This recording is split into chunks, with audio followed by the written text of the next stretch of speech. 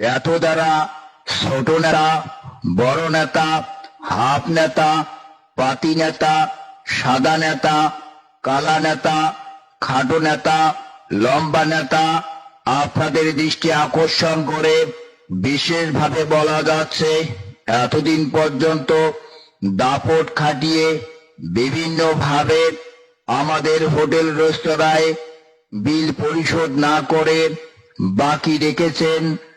এমন তো অবস্থায় বেশ কিছুদিন ধরে আপনাদের সন্ধান পাওয়া যাচ্ছে না এবং আমাদের হোটেল রেস্তোরাঁও আসতেছেন না।